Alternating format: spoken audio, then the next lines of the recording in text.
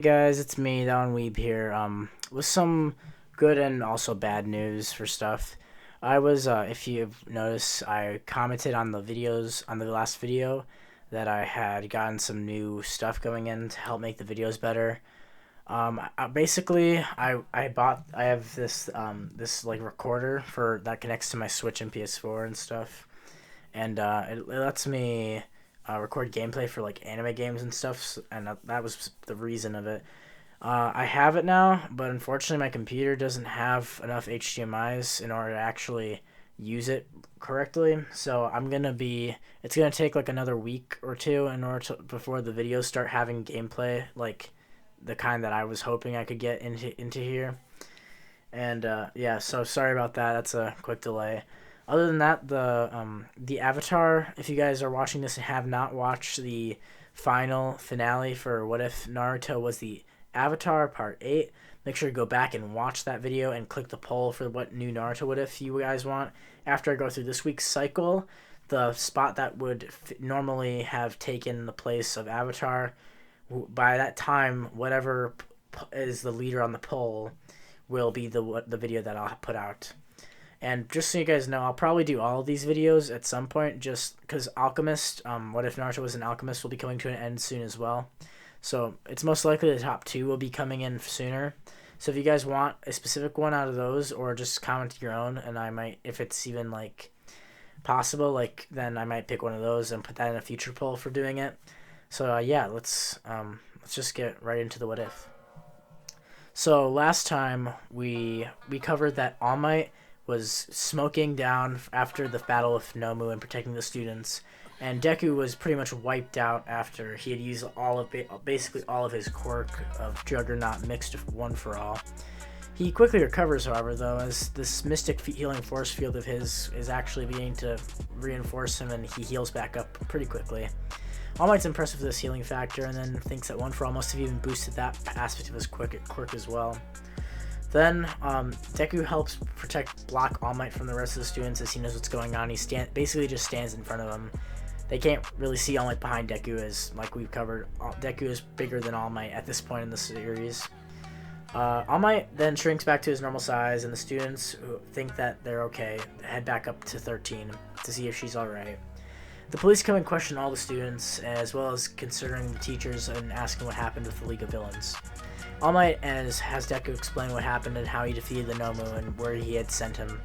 Deku explained that he believed the Nomu was out in space, and that he didn't believe that there was anything he could do to get it back, unfortunately. He said this with a straight face, which caused them all to be shocked, as the amount of power needed to access the stratosphere and beyond that is immense. All Might is smiling at this point, but it does pain him to see that the evidence that they had of the League of Villains and what they were doing as a lead was lost. They did, however, still have the blood from Tomoshi Araki that was on the ground. So all of the police officers ran in and took that sample, as well as was scanning for fingerprints across the entire USJ. Deku and the rest of everyone in Class 1A take a break for the week when everyone gets back the next week. Deku and his mom had pretty much spent the whole week watching movies and old superhero movies. Once Once Deku got back to class, he then was informed by Mr. Aizawa, who came back and wrapped in bandages, which terrified everyone, that the UA Sports Festival would still be held. Everyone then, while having a cold sweat down their face, turns and stares at Deku, who is a monster in their class and is definitely hero level, if not top hero level. Todoroki thinks this is a good challenge to test his theory of if Deku is actually All Might's son, a legitimate son at that. And so, Todoroki challenges Deku and tells him that he's going to win and defeat him in the sport festival. Baku then scoffs and tells Todoroki that that's his rival and that if he wants to fight him, then he's got to get in the back of the line. Baku and Todoroki actually have a little fight over this if cold dead stares, and then Baku gives up and goes all rage mode again. Deku shakes his head back and forth and looks at the two of them and tells them that he'll fight both of them at once if they really want to fight him. They then all begin training for the UA Sports Festival. Deku trains as well, but training at this point for him actually doesn't do much. It's unfortunate, but all he can really do is maintain, as his quirk has just gotten too strong for his body. As after the fight with Inomu, he had noticed that on his skin, it began to turn red and have some sort of energy beginning to actually push out of his body. He had gone to the doctor about this with his mom, and the doctor had told him that if he had kept growing his quirk, then his power might actually get so strong that it could not be contained in that body anymore. So Deku is basically so strong at this point because of Juggernaut's strength and energy, as well as combined with the boost from One For All, that his body, which is massive and huge, and pretty much the apex of human bodybuilders of any kind, is unstable at the moment. Deku then begins to have an idea, well, a figment of an idea of how he could fix this problem. So, anyway, let's get back to the UA Sports Festival. The UA Sports Festival begins, and as everyone gets into their gym uniforms, Deku again asks if there was a bigger size for him, as his last gym uniform that he'd been wearing during the attack when they were fighting at the USJ had been ripped, as he had been wearing that gym uniform since his normal costume had been burned by Bakugo's explosions. Aizawa loans him a very large one that's for an adult size, like All Might, and it fits perfectly. He then thanks Aizawa and they get back onto the stage. As Deku and everyone gets ready, the buzzer goes off. Immediately, a blast of wind immediately causes the rest of the competition to fall backwards on their face, Todoroki included as well as Bakugo, as they see just a jet of red leap forward as energy and electricity sparkle off of him. Deku's smiling as he keeps running and jumping, seeing each robot and punching it, destroying it in one hit, vaporizing pretty much most of the course actually. The rest of the students are scared and hanging lack-jawed, and they all run after the now sprinting Deku. Deku continues running, and Todoroki and Bakugo decide that they won't let him win. They actually use kind of a team thing. Todoroki uses ice to speed his running up, while Bakugo uses explosions to skid across the ice, which pushes both of them forward, and they get about maybe 50 meters behind Deku. Deku senses that they're there and turns around and then says, "Sorry about this, but time to use my secret move." He puts his hand out forward and uses his Juggernaut shield. The shield of mystic energy then forms behind him, and it forms a great wall of energy. As soon as Bakugo and Todoroki can't see this, and as they keep going, they slam into the wall at full speed. Their faces smush into the wall, and Deku laughs and keeps running. Deku then finally crosses the finish field and deactivates the barrier, and a wave of students comes following through. Afterwards, and everyone knows that Deku has 1,000,000 points, basically everyone's asking Deku if they can join his team, since Deku is really strong as well as fast and pretty much good at everything besides, well, his test scores. Let's not talk about his grades, they're not so good. Deku and Yaoyorozu basically don't like each other, as they're quite the opposite in their strengths and weaknesses. Deku, however, decides that he'll team up with Dark Shadow, Tomoyaki, as well as Tenya Ida, who actually wants to be on his team this time, because he doesn't want to even think about challenging him at speed after seeing that. And his team consists of Dark Shadow Uraraka, Ida, as well as he finds another person. He looks for her and actually finds her, Invisible Girl. As Invisible Girl gets on, she actually made it here, and he has her use her invisibility for something interesting for once. As Deku can create an invisible wall as a shield, and Invisible Girl's invisible, she can basically use the wall to climb over and then hit people on top while being on top of this wall. So while they're moving around, Dark Shadow's defending their rear hide, Deku is on the bottom, and Ida is on their top as holding all the bands. They then just speed around, and while Deku creates mystic walls that Invisible Girl is standing on top of and then jumping down and while holding onto the wall and kicking people. This actually works out very well until Deku runs into Todoroki. Todoroki uses his ice wall and begins to slam into the Invisible Girl as well as Ida and their entire team. Deku then kicks his left leg out and then slams it forward at a fast rate. As he does this 3 times in a row, a big push of air actually squeezes out and completely shatters the ice, blasting Todoroki's team backwards. Deku's team comes in the win with the highest score of the entire exam. And now comes the best arc of the tournament arc, for some people's opinion. The tournament arc for the fights. So the fights are going to stay the same, as luck doesn't really change based on Deku being the Juggernaut, and neither would the draw. So Deku fights Shinzo, and Shinzo actually gets a jump on him. Yeah, you were not expecting that, probably.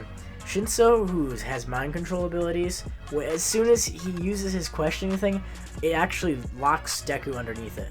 And then he tells Deku to jump off stage. As he says this, though, Deku jumps off of the stage into the air and then falls back to the ground. Deku then looks at Shinzo and then realizes that he's being mind controlled. His mystic energy and his Juggernaut powers, as well as his One for All vestiges, awaken him all at once, causing a big burst of air, as well as his hand to hurt. He then rushes forward and then lightly flicks Shinzo, sending him back into the wall as he falls to the ground unconscious. This was probably the funniest match of the entire arc, if in this timeline. Everyone continues on with what they were doing until the fight between Deku and Todoroki. Todoroki looks into Deku's eyes and tells him that he knows that he's related to All Might. He has to be. That body, that strength, that power. He then uses all of the stops. He pulls ice as well as fire, knowing that if he doesn't use his flames, he'll never win, and he'll never prove that he can be better than All Might. As he does this, however, the flame and ice begin to melt around Deku, as Deku uses his shield and just puts his hand out, blocking all of it. He tells Todoroki his flames and ice will have to be much colder as well as hotter in order to burn or freeze through this. Todoroki pushes as hard as he can, using every ounce of strength he can muster. At that point, he just sputters out, and Deku walks forward sadly and gives him a hug, in front of everyone on stage, including his dad. His dad screams Shoto at this point after the flames and then sits back down. Todoroki then looks up at Deku and tells him that this isn't supposed to happen. He lightly punches him in the abs, which actually doesn't really do anything. Deku tells him that he understands his pain about having a quirk like that. He tells him that it's okay and that isn't, like, it's not his dad's quirk, it's his own. And that even if you were trying to beat me, you can still be friends. Then Deku lightly pushes Todoroki as he flings backwards and falls out of the stadium. At that point, the next match is Bakugo versus Dark Shadow. He then basically wins using his explosions as light, and it goes the same as the original. Bakugo versus Deku then occurs. Deku fights Bakugo and lowers himself to a degree to where it's actually sort of an interesting fight, as all of his fights have been one punch at this point, and yeah, he was kind of done with that. So he lowered himself to about 5% of his strength at that time, and decided to actually try and fight Bakugo with some more strategies and less just brute force. Bakugo wasn't expecting him to do that at all, because Deku is usually going in all with 100% all the way most of the time. As Bakugo blitzes in with his main attack, the Blitzhammer spin, he then launches at Deku, whose face actually gets burned as he wasn't expecting this attack up front. Deku then, who has ash in his eyes, begins to swat at Bakugo, his large hands clapping the side of Bakugo's head. Bakugo goes flinging across the arena, causing several stone holes in the arena. Bakugo gets up and begins blasting his way towards Deku, slamming into his arm, explosion after explosion after explosion, until he falls. Bakugo looks up and tells Deku that he'll never let him win. He then continues fighting against Deku for another 10 minutes, the audience staring in horror and shock and amazement at Bakugo's perseverance. Deku then, with one good chop to the shoulder, causes Bakugo to go underground to where his head's sticking above the concrete, and he's knocked out. Deku's acclaimed the winner of the entire sports festival by a landslide, and All Might's extremely proud of his student, if not a little scared of what he's just accomplished. The League of Villains is heavily looking into this now, and actually, one of their main people are considering calling in that man. Anyway, if you guys are interested in seeing another part for this what if Deku was the Juggernaut, then make sure to hit the like button, comment down below, and subscribe to the channel.